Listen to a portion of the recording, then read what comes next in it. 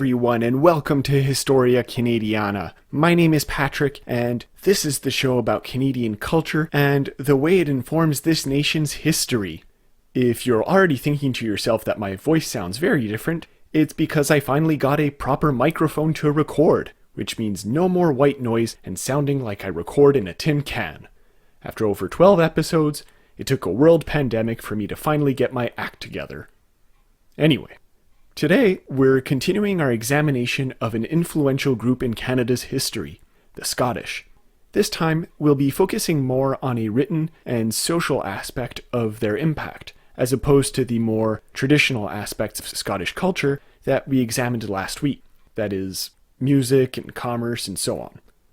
So, if you missed last week's episode, why don't you give that a listen first, as you'll get much more context about who the Scottish were in general, why they came to Canada in the first place during the 18th century, and what some of the more recognizable aspects of Canadian life and culture are that they brought here. As for the episode you're currently listening to, as the title that you might or might not have read indicates, we're going to focus on the somewhat less flashy influences of the Scottish migrations to Canada that the first wave brought, and talk more about the second one, which, as I spoke about at the top of episode number 12, took place roughly from 1815 to 1870. We're going to leave the Celtic language, ballads, and commercial endeavors behind. Instead, we're going to talk about something that we haven't really touched upon before in this show: education. This will be the central topic today, but it will be brought about rather unavoidably, as you will see, through religion and the Scottish sense of social justice that was brought about through it, mostly through a Presbyterian ideal. We've spoken of social responsibility and religion before, both with the Scottish and with other communities like the French and United Empire Loyalists, but we've never really talked about how these would be brought about through a religious belief, which I think will be rather interesting. Finally, for good measure, we're going to bring in a few more literary sources that I know some of you listened for, and that were lacking in the last episode. See? If nothing else, I'm a man of the people. Finally, if you want to support the show, leave a review or check out the recommended reading list in the description. If you buy through one of the links on that page, there's a kickback to me at no extra cost to you. Anyway, on with the show. We left off last time covering various points in the first wave of Scottish migration to Canada, which was the whole time before 1815, and that mostly, though not exclusively, originated from the Highlands in a post-clearance period. In thinking about the second wave, there are some relatively distinct features as well. Highland emigration would continue to rise, but so would that from the lowlands. Both of these were mostly due to economic reasons, although they were slightly different. In the Highlands, on top of the classic desire to escape Anglicization of their native land, a famine would force many more Highlanders to leave in the 1840s, not unlike the Irish would do later during the potato famine. As for the lowlands, as historian J.M. Bumstead puts it, quote, agricultural improvement and industrialization created redundant populations. Boy, that sounds eerily familiar to our current situation. No, that's neither here nor there. Doesn't matter. In essence, British North America provided an opportunity for better living conditions and economic prosperity and innovations for the incoming Scots. It is no coincidence that the first and second migratory waves are separated by the end of the War of 1812, which you can check out episode number 11 for more information about. Shameless plug. This is a period when British North America, and especially the upper and lower Canadian provinces, were starting to recognize a sense of self and build a desire to create its own values and institutions. One that was inspired by the British model, but that was tailor-made to the North American context that Canada was intrinsically tied to. While elements of the future mentality of Canada would of course develop prior to the War of 1812, as we saw 2 episodes ago, the war pretty much awakened Canada's romanticized and nationalistic ideals. There is some contention as to whether that was deserved in the first place, considering the actual lack of any major consequences to that war, but ultimately, that is how the people living through that moment felt, and they acted accordingly. When the Scottish migrants continued to arrive in British North America after the War of 1812, their relation and desire for contributing to the landscape was inevitably altered in comparison to the previous generation, where the Scottish were still being recognized as a savvy and adept business people and hard workers that would help develop Canada. These qualities would be put to a different use, both within their own communities and within the grand scheme of Canadian society. Now, as permanent and influential institutions were being put into place that would shape how future generations lived, the Scottish were among those who stepped in to influence what shape those institutions took on exactly. But before we can analyze the impact of the Scottish on Canadian institutions like schools and such, we must first know what the Canadian context was prior to their involvement.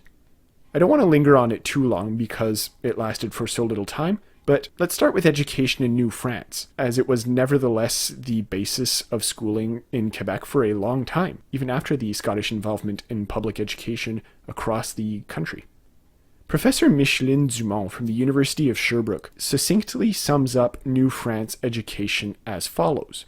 Quote, "In New France, education was the responsibility of the Church, and its objective was Christianization. Instruction was an essential part of the early French missionaries' efforts to convert and acculturate the Aboriginal people. The different approaches used by the Ursulines, Jesuits, and Congregation de Notre Dame, seminaries, schools on reserves, catechism lessons, met with limited success, although the missionaries made a contribution to Aboriginal languages by compiling the first native dictionaries. The children of the French settlers were taught to read and write as part of their religious education. At the same time, the social role of education was recognized, for the civil authorities established an informal system of bursaries, gifts, and land concessions that helped the main institutions to survive. Two levels of instruction can be distinguished, primary and secondary, the latter restricted to the boys. In accordance with the norms of the time, efforts were made to separate boys and girls in different institutions." End quote. So, we see a centralization of strict social norms that are enforced in New France around the ecclesiastical bodies. And while this is something that would only change very slowly under English rule in North America, religious influence on French-Canadian education would remain much longer than anywhere else in the country. British institutions would continue to use religious values and educators as the foundational basis of the school system in Canada for the entirety of the country's colonial period and beyond. But non-religious groups did pop up in the mix. Whether it was organized by local churches or small private businesses, education in British North America was still not unified or centralized, though. This means that the curriculum would be different from Upper Canada to the Atlantic provinces, and even between one town and another within those same provinces. The small private services that worked outside of the church-led schools could take the form of itinerant school teachers, by which I don't mean that they were homeless, but rather that they traveled from town to town teaching to children privately or in groups, as well as schoolmistresses who taught from home. Within either private or denominational schools, education would remain segregated between class, sex, and race, everywhere in the colonies. Now, as the colonial era of Canada's history drew to a close, the push for a centralized public school system grew. This was mostly out of conflicting ideas about how and what to educate children about, especially when it came to the approach taken by different denominations and where they could teach. Remember, this is a time when there was still serious debate about which branch of Christianity was better across the world, and Canada was not exempt from this. And while Catholics and Protestants were to be legally tolerated by one another anywhere in the North American colonies, in reality, there were issues that arose. Protestant towns did not necessarily want a Catholic education to be offered, and vice versa. Furthermore, the desire for a globally accepted education made the need for a centralized system all the more necessary.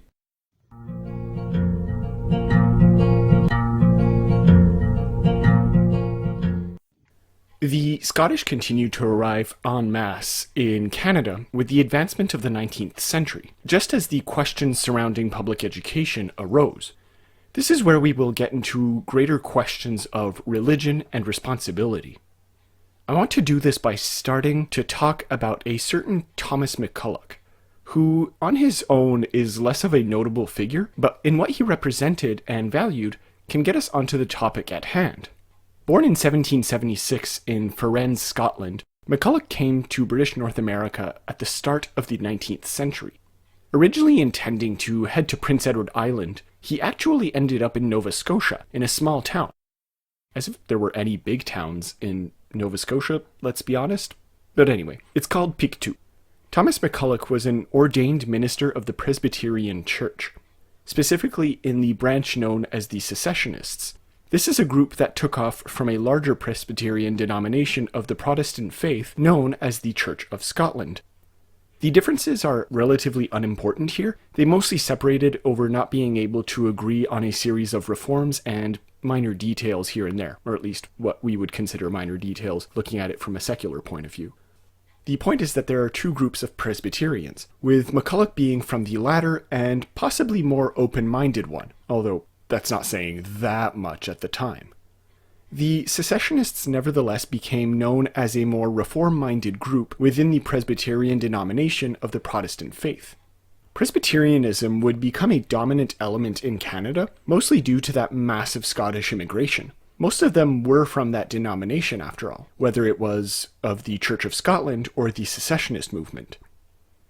Ironically, despite the fact that they were strongly associated with conservatism and an old Puritan style of faith, which led to many jokes at their and the Scots specifically expense, Presbyterians would be the most active in promoting reform, especially through what was called the social gospel.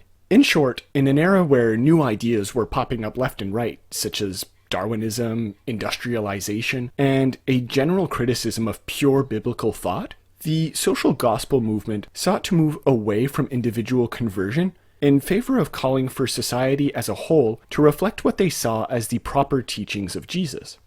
This led to some pretty interesting ideas, such as the desire to eradicate inequality and capitalism, as well as some more boring ones like social purity, which is a thinly veiled euphemism for sexual chastity.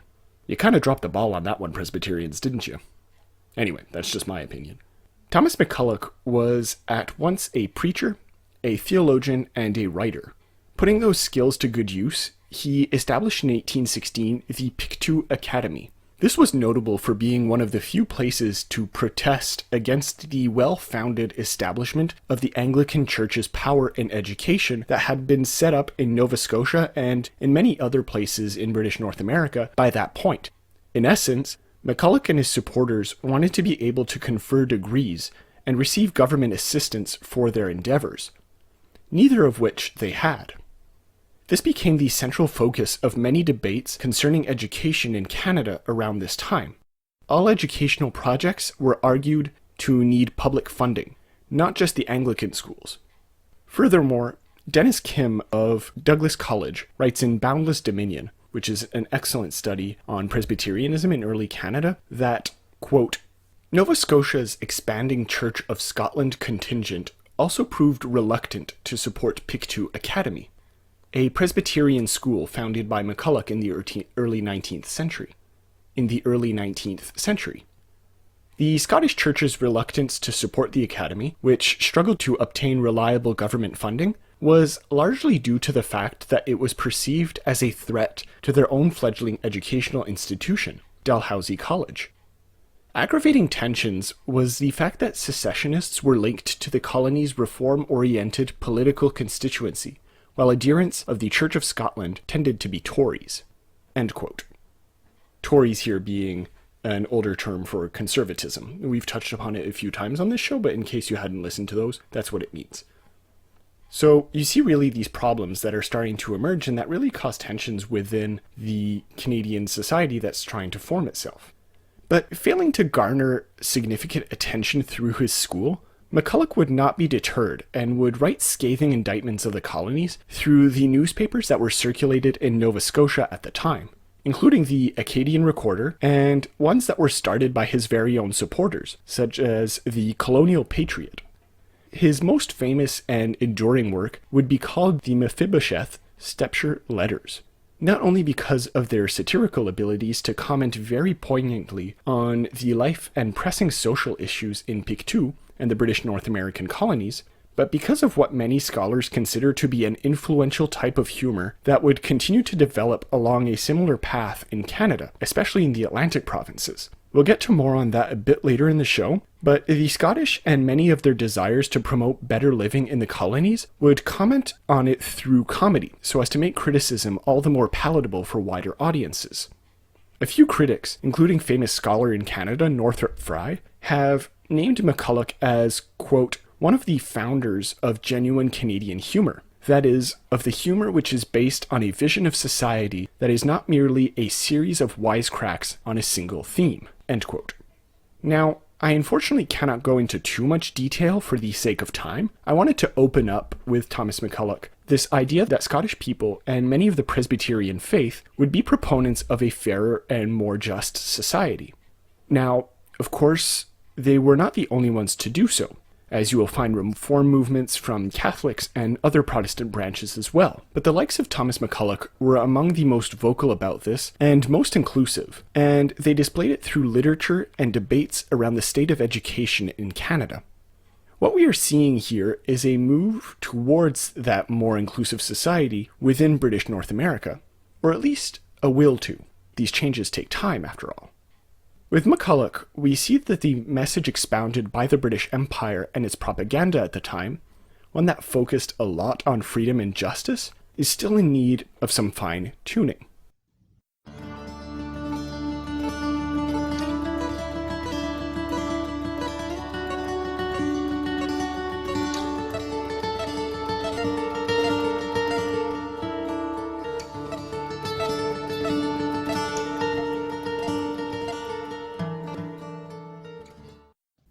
I want to make a quick detour by looking at Alexander MacLachlan. I want to better describe how people like the Scottish saw Canada by the time the second wave of migration was in full swing, and what they saw their role as within that society, in a bit of a more concrete way that the sometimes vague and undetermined indications that the Presbyterians are kind of self-righteously talking about. This will provide a bit of a middle ground between McCulloch's early attempts at reform to practical ones being thought of, before getting into the aftermath and actual impact of this all on the Canadian social and education programs. Some necessary preamble though before we start this. There are some issues that I will be mentioning that relate directly to the 1837-1838 rebellions that took place in Upper and Lower Canada. I have upcoming episodes about that very important subject coming soon, so I won't concentrate on it now. All you need to know for the moment is that in the late 1830s, a rebellion broke out concerning the lack of a responsible government in British North America that was beholden to the people. For the Scottish, who were encouraged to come alongside other folks from the British Isles in order to quell these tensions by kind of flooding the colonies with supporters for the British imperial system, some agreed with reforms, as we have seen in this episode already. Others, not. The specific reforms to be acted out on different levels of society varied within different parties as well. What we'll see with Alexander MacLachlan is that a kind of middle ground between imperialism and justice was attempted to be struck. Alexander MacLachlan, who arrived in Upper Canada in 1840 from Glasgow, worked mostly as a farmer there before securing a job as an immigration agent that he got through his friendship with famous Irish poet and politician in Canada, Thomas D'Arcy McGee. His greatest and most recognizable influence was Scotland's national poet, Robert Burns, who we talked about last episode as a symbol in Canada of the Scottish heritage that has remained in more than one form. In this case, more of a recognizable form, right? Some figure that we can point to specifically as being Scottish. In fact, in mimicking Burns's style, MacLachlan wrote much about the brotherhood of common man and the life of the toiling pioneer. But, in true early Canadian fashion, he never quite made it to the poetic levels of his hero. You still get the satire, the humor, and the irony, especially against those that would be considered as excessive to or unnecessary in the assurance of a good continuity for society. So, with this poet slash farmer slash government clerk, I want to present two of his poems, or parts of them, and show you what we can learn about the responsibility of the church and state to education and the relation to Canada to the British Empire. I want to start with one called We Live in a Rickety Old House, and read it in full because it's not that long and it's actually pretty decent, so it won't be atrocious for you to listen to. Quote, "We live in a rickety house, in a dirty, dismal street, where the naked hide from day, and thieves and drunkards meet, and pious folks, with their tracts, when our dens they enter in, they point to our shirtless backs, as the fruits of beer and gin. And they quote us texts, to prove that our hearts are hard as stone, and they feed us with the fact that the fault is all our own. And the parson comes and prays, he's very concerned about our souls, but he never asks in the coldest days how we may be off for coals. It will be long ere the poor will learn their grog to shun, while it's raiment, food, and fire, and religion all in one. I wonder some pious folks can look us straight in the face, for our ignorance and crime are the church's shame and disgrace. We live in a rickety house, in a dirty, dismal street, where the naked hide from day, and thieves and drunkards meet." End quote. In case that wasn't exactly clear, what MacLachlan is telling his readers here is that the condemnation of the church is justified in some respects. He treats the pious charity workers as if they were especially naive, and as such, failed to recognize that the failure of some men and families to make it in this world is that they were not taught properly by the church-led institutions, who are only interested in quoting scripture to the poor rather than educate them. He places the responsibility of education on the state, or at least the higher power that can enact change more easily within British North America. And you can see these kinds of poems arising quite a bit after the rebellions that I mentioned earlier, right? These ideas of wanting the destitute, the common Canadian, to be more recognized and to have a better place in Canadian society that goes beyond just what the British power tells them. And while the rebellions aren't explicitly clear in this poem, you can certainly extrapolate from a context that says, these common folks are more important than you give them credit for. While by the time Alexander MacLachlan wrote and published this poem, responsible government was earned, there was still some issues in Canada concerning who had actual access to that power, and a lot of it was based off of these perceptions that the lower classes were not as educated or not as well informed about matters that really concerned the state. But that is not to say that MacLachlan found Canada to be a bad place. Far from it. If we consider a piece like Young Canada, or one like The Anglo-Saxon, which admittedly as a title hasn't aged that well, but we're not going to talk about that one, so it doesn't matter. I want to read a bit from Young Canada. Granted, this one was written and published in the 1870s, at the tail end of the second wave of Scottish migration. By then, the rebellions of 1837 had been quelled for over 30 years, so you might think that it is not exactly relevant to a discussion about changes in Canada. Well, I would argue that it is. You see, just because famous rebellions were put down does not mean that everything is going swimmingly in the country. Questions about Canada and its responsibility to its people were and still are today being raised in the country. And Young Canada is still an example of how that second lot of Scots came at these subjects, even decades later. So here's the first few stanzas of that poem. Quote, "I love this land of forest grand, the land where labor's free. Let others roam away from home. Be this the land for me. Where no one moils and strains and toils, that snobs may thrive the faster, and all are free, as men should be, and Jack's as good as his master. Where none are slaves, that lordly knaves may idle all the year, for rank and caste are of the past, they'll never flourish here. And Jew or Turks, if he'll but work, need never fear disaster. He reaps the crop he sowed in hope, for Jack's as good as his master." End quote. If we consider both poems I read together, we get a sense that reform-oriented groups were keen on getting things done, while still accepting the idea that the British Empire was a just and good place, as the official policy and propaganda said it was, where those who lived in it were all equal.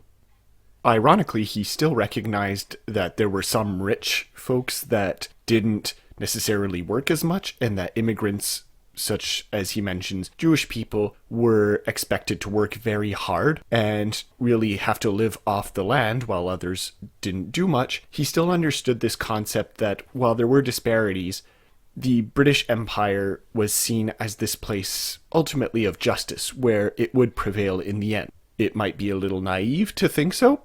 In fact, it very much is. But that is still the message that we're getting with these poems.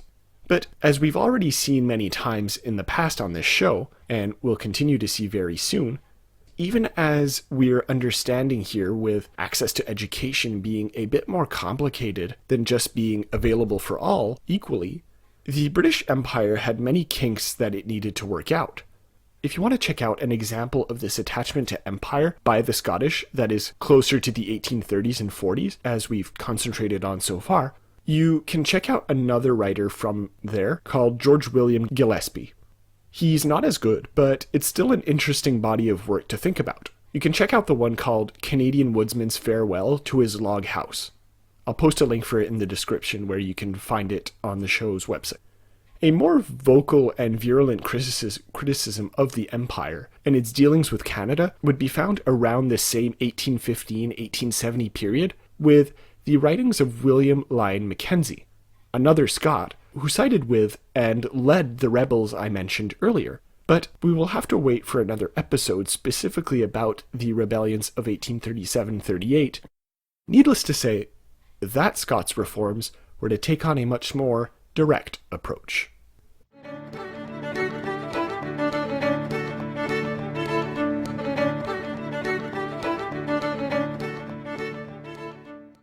I want to focus this last part of the episode on a man who we can analyze much in the same way that we did with Thomas McCulloch at the top of the show.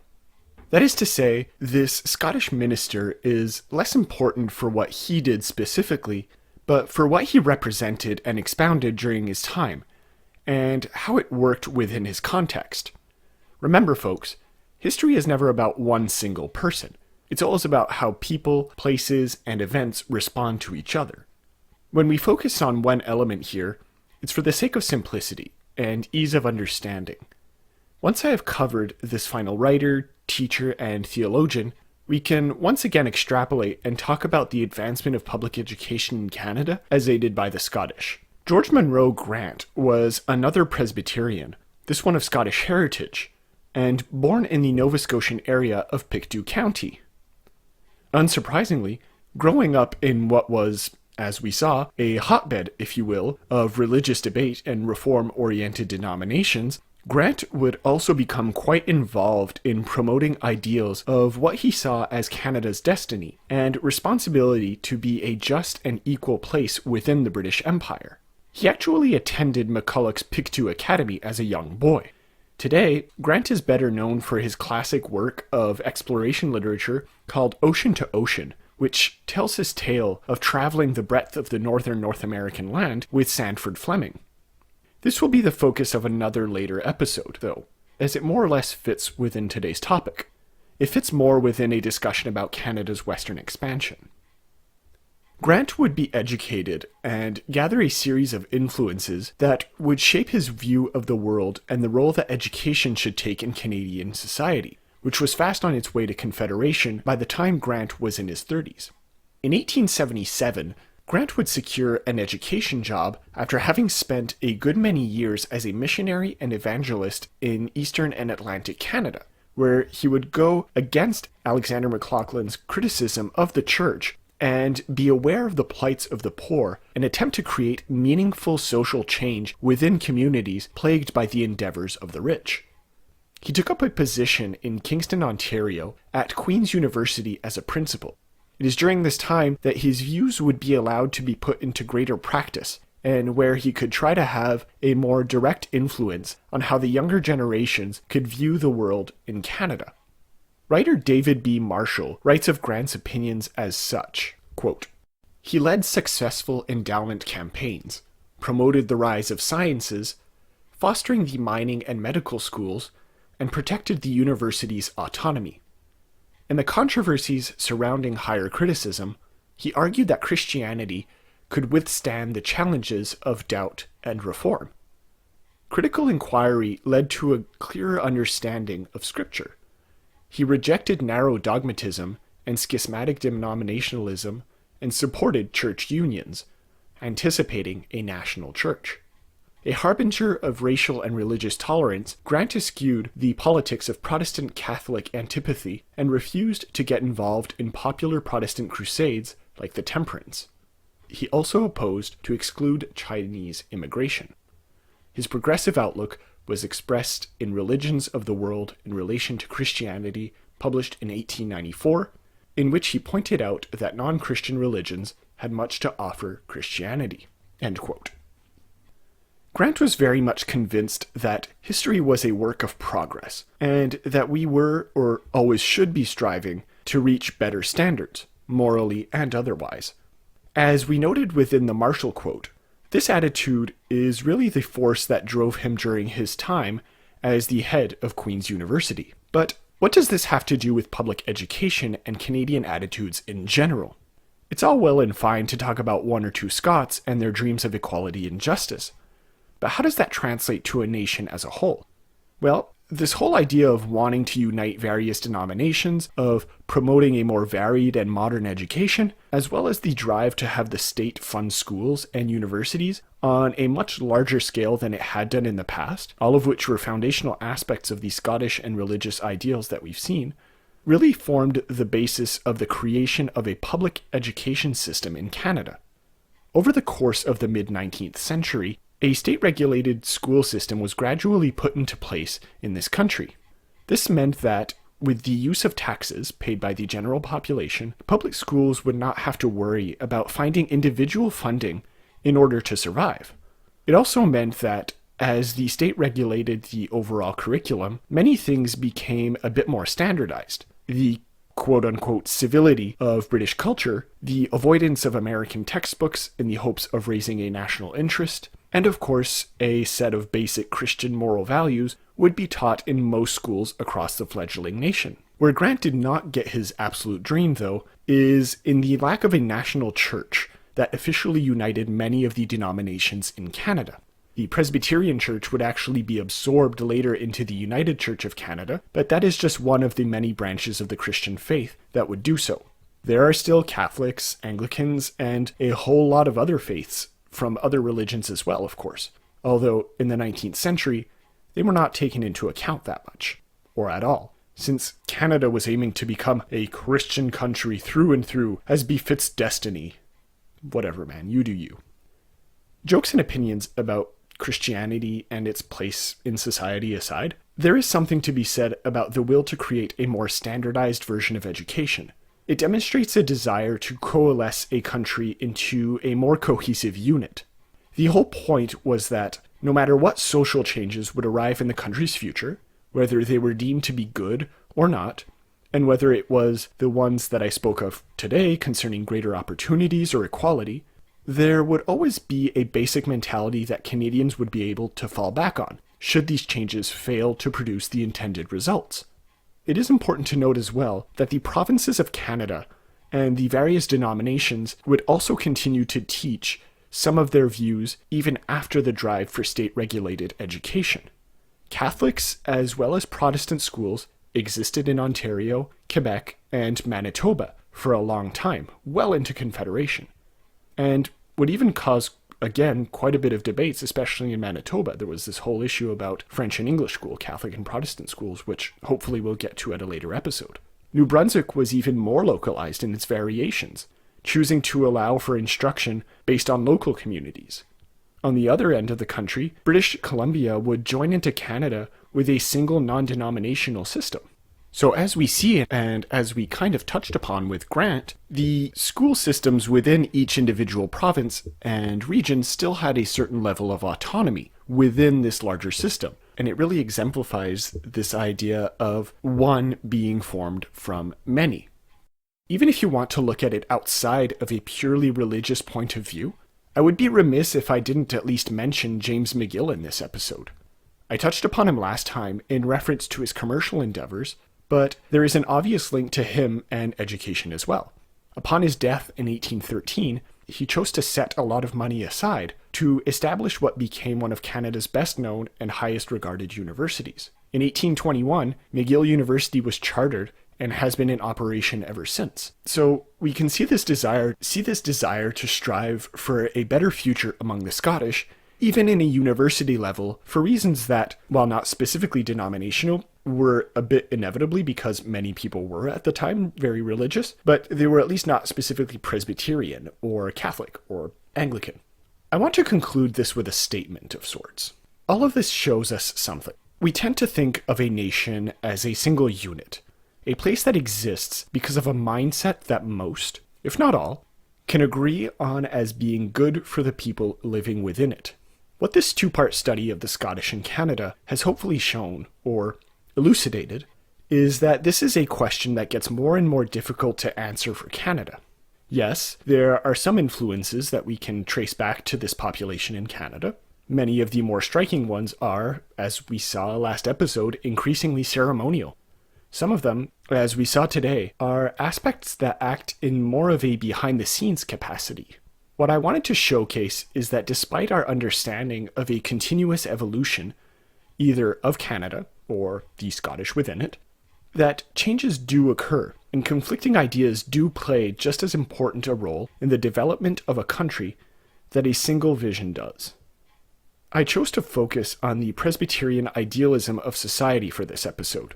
The concept of Scottishness took more of a back seat as I concentrated on the shape that culture prominently took on in Canada and British North America. The Scottish had an undeniable cultural and historical impact on this nation, as a people who brought to this country a sense that it could be better for everyone, and that equality is a value that should be strived for. While it didn't pan out exactly as planned, there are some aspects that did come to fruition. An education system that reflected a need for a just and united people to express themselves as one within the British Empire is certainly among them. But we also see the seeds of a multicultural vision, Canada, a mosaic, that starts to take shape even if it isn't recognized as such yet. The Scottish keep some of their identity even after having left Scotland for many generations. The ideas they brought here and their vision of society would allow for multiple voices to be heard as one. Does it go flawlessly into the future of Canada? No, of course not. We'll see as much very soon. But it does provide the means for an interesting thought experiment that allows us to contrast Canada with the rest of the world within its very specific North American context. Okay, that is it for this episode. Thank you everyone for listening.